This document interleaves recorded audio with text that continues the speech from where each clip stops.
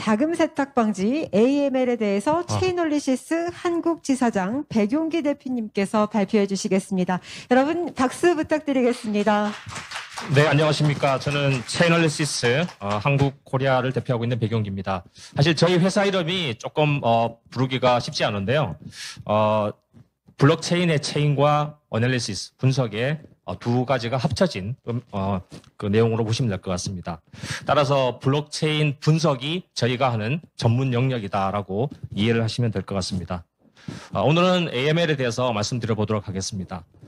실제 AML은 국제 자금 세탁 방지 기구죠. FATF라고 하는 그 사실 권고 기구긴 하지만은 실질적으로 강제적인 어떤 기관으로 저희들이 알고 있습니다.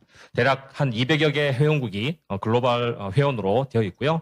실제 이 자금 세탁을 잘 준수하는 국가랑 그렇지 않은 국가들을 매년 발표하기 때문에 사실 국가에서는 상당히 그 부담을 갖고 이 그 국제기구 FATF 쪽에서 제안하는 그런 권고안을 실질적으로 강제적으로 시행을 하고 있습니다. 한국에서는 이제 금융정보분석원이 이 국제 지침을 받아서 국내에 맞는 그런 방지 기준에 대해서 대응을 하고 있습니다. 그리고 가상자산 사업자 측면에서는 이런 코피아 쪽에 금융거래를 보고하고 또 코피아 쪽은 필요하면은 이제 법집행기관에 이와 같은 정보를 제공을 하고 있습니다. 크게 이제 세 가지 형태의 자금 세탁 방지 활동이 있을 수 있을 것 같습니다. KYC로 이제 불려지는데요. 사실 그 요즘 거래소에서 그 개인 신분을 확인하는 그런 정보들을 많이 받으실 텐데요. 그게 이제 특검법 중에 하나였죠. 따라서 개인의 강화된 그 고객 확인 의무를 가상자산 사업자 쪽에서 하고 있는 상황이죠. 이제 두 번째는 이제 트랜잭션 모니터링 시스템인데요. 실제 이제 저희들이 하고 있는 그런 해당 가상자산의 트랜잭션을 모니터링하는 분야하고 좀 일치하는 분야이긴 한데 의심 거래, 예를 들어서 뭐 이거는 FDS하고는 또 다른 영역이죠. 그러니까 자금 세탁이라든지 기타 뭐 생션 또 이런 그 위협적인 활동이 발생하게 되면 의무적으로 보고를 하게 되고요. 또 한국은 이제 고액 현금 거래라 그래서 1,000만 원 이상의 현금 거래가 발생하게 되면 이체가 발생하게 되면 자동적으로 또 보고를 해야 되는 그런 어떤 자금 세탁 규정이 있습니다. 그리고 이제 내년 3월이긴 하지만은 한국은 대략 한 100만 원 이상의 그 이체가 발생할 경우에는 송신자와 수신자를 신원을 식별을 해서 해당 정보를 또 보고해야 되는 또 관리해야 되는 그런 자금 이동 규칙 이 세 가지가 있습니다. 그래서 금방 말씀드렸던 이 세 가지 형태를 가상자산 사업자는 이제 코피아 쪽에 보고를 하게 되는 거고요. 코피아 쪽은 또 외국 FIU와 정보 교류를 하면서 필요할 경우에는 이제 검찰, 경찰, 국세, 관세청 쪽에 해당 정보들을 제공을 하고 있습니다. 네, 그러면 사실 이 블록체인과 이런 AML의 어떤 관계 측면에서 아마 여러분들이 궁금하신 부분이 있을 것 같아요. 사실 이런 블록체인 원장은 공개되어 있습니다. 따라서 그 어느 누구도 해당 정보들을 볼 수 있는 그런 상황인데요. 실제 이제 블록체인 분석을 사용할 경우랑 그 위에 있는 경우를 비교해 보면 실제 그 주소들의 조합이 사실은 원장에 공개가 돼 있죠. 따라서 이 주소를 가지고 이게 뭐 개인 지갑인지 거래소인지 확인하는 것은 쉽지는 않습니다. 그리고 너무나 많은 시간들이 소모되기 때문에 이런 블록체인 분석을 통해서 해당 그 주소들이 어떤 클러스터로 어떤 엔티티로 매핑이 되는지를 따로 이제 분석해 놓은 그 밑에 보시는 그 내용들을 보시면은 훨씬 더 이해가 쉽고 자금 추적이 용이하다라고 말씀드릴 수 있을 것 같습니다. 이제 저희가 하는 대표적인 그 두 가지 활동들이 있는데요. 여러 많은 주소들을 그룹화해서 하나의 엔티티로 만드는 작업이 클러스팅이라는 작업을 하고 있습니다. 그리고 클러스팅된 그 객체를 보게 되면 사실 개인 지갑이 될 수도 있고요. 이게 거래소가 될 수도 있고 또 뭐 기타 뭐 ATM기도 될 수 있겠죠. 그리고 지금 말씀드리고자 하는 뭐 랜섬웨어, 도난 자금 이런 형태의 식별 작업을 또 별도로 해야 되는 이런 활동들을 저희들이 하고 있습니다. 그래서 종합을 하게 되면 여러 많은 주소들을 하나로 합쳐서 이게 누구의 소유인지를 확인하는 결국은 익명성을 제거하는 역할이 사실 저희들이 하고 있는 역할이라고 말씀드릴 수 있을 것 같습니다. 따라서 블록체인 쪽에서 이런 디지털 자산을 조사를 하기 위해서는 전통적인 조사 방법과 블록체인 분석이 같이 합쳐져서 하게 되는데 뭐 아시는 것처럼 블록체인 분석은 자 루트 어드레스부터 최신까지 그 주소가 계속 그 변화하면서 거래가 일어나죠. 자금이 계속 이동하죠.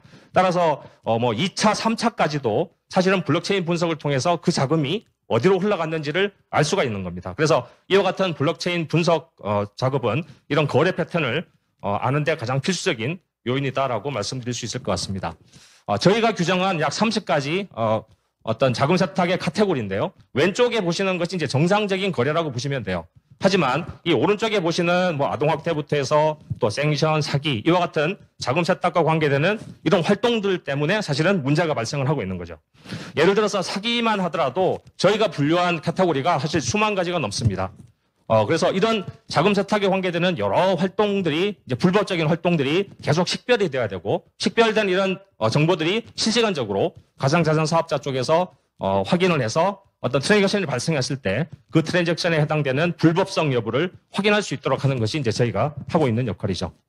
그래서 두 가지 얘기를 좀 드리고 싶은데요. 이 자금 흐름 분석이라고 해서 비트코인 거래 분석이라고 제가 조금 예를 좀 들어봤습니다. 가장 왼쪽에서부터 시작해가지고 이제 자금이 이동을 하게 되죠. 그래서 입금, 출금 이걸 반복하게 되는데 아마 보시면은 이 주소들이 중간에 있는 주소들이 과연 동일한 소유자일까? 이런 아마 궁금증이 있었을 것 같아요. 그냥 결론만 말씀드리면은 동일한 소유자가 자금을 계속 이동하는 겁니다. 따라서 블록체인 분석을 통해서 보시게 되면 이게 같은 사람인지 아니면은 또 다른 사람인지 이런 부분들을 확인하기가 쉽지가 않은데 저희들이 하는 역할은 이와 같은 여러 주소들을 그룹화해서 하나의 엔티티로 저희들이 표현하는 겁니다. 따라서 특정한 어떤 개인이 이와 같은 자금 이동을 통해서 다른 서비스를 지속적으로 이용한다라는 것을 볼 수 있는 거고요. 또 실제 그 개인 지갑으로 봤을 때는 거래 상대자가 있죠. 입금과 출금으로 이제 나눌 수 있을 것 같은데 그 입금과 출금을 상세하게 사실은 나눠서 분석을 하고 있습니다. 그래서 입금에서 사실은 자금 세탁과 관계되는 활동들이 있을 수도 있고요. 출금에서도 있을 수가 있습니다. 자, 지금은 이제 보여드리는 것은 NFT 가장 핫한 부분인데요. 저희가 이제 분석하는 부분입니다. 출금과 입금을 또 나눈다고 제가 말씀드렸는데 현재 보시는 것은 이제 출금에 해당되는 그로 보시면 될 것 같아요. 잘 모르시겠지만은 이제 NFT 크리에이터 만든 사람이 있겠죠. 또 그 메타마스크 주소가 지금 보이고 있는데요. 해당 NFT가 이제 이전을 하게 되겠죠. 그럼 소유자가 결국은 판매자가 되는 거죠. 그리고 이제 구매자 입장에서는 해당 그 NFT를 받는 입장이 되기 때문에 여기에 이제 바이어, 셀러 이런 형태로 나눠진 거고 또 아래측에 보시면은 자 오픈시에서 구매를 했어요. 그리고 얼마에 구매했고 또 어떤 트랜잭션 피가 발생했는지를 아실 수가 있습니다. 입금도 동일합니다. 사실은 이제 이런 보면은 좀 생략이 됐지만은 이와 같은 트랜잭션이 저희들이 어떻게 그 위에서 식별했냐면은 얘가 지금 뭐 랜섬웨어다 아니면 사기다, 생션이다 이런 식으로 저희들이 미리 플래그를 만들어 놓습니다. 그래서 이런 상세한 분석을 통해서 아까 초반에 말씀드렸던 이런 블록체인의 익명성을 제거해서 투명성을 확보하는 것이 저희의 역할이라고 정의를 다시 하겠습니다. 자, 한국의 자금 세탁 현황인데요. 저희가 매년 가상통화 범죄 보고서라는 것을 매년 초에 발표를 합니다. 저희 어떤 플랫폼을 통해서 어떤 글로벌 트랜잭션의 한 90% 정도를 저희 플랫폼에서 발생하기 때문에 그 통계치 자료를 보고 저희들이 이제 매년 발표하는데 한 100여 페이지 정도가 있습니다. 2020년 기준으로 봤을 때는 한국이 자금 세탁 금액을 수령한 그 거래량으로 봤을 때는 약 7위에 랭킹이 되어 있고 적지 않은 금액이 사실은 자금 세탁을 위해서 한국에 들어오고 있다라고 판단하시면 될 것 같고요. 아래에서 보시는 뭐 도난 자금 이런 쪽에 한국이 또 랭킹이 되어 있습니다. 종합을 해드리면 사실 그 디지털 에셋의 폭발적인 증가, 뭐 NFT 요즘 상당히 핫하죠.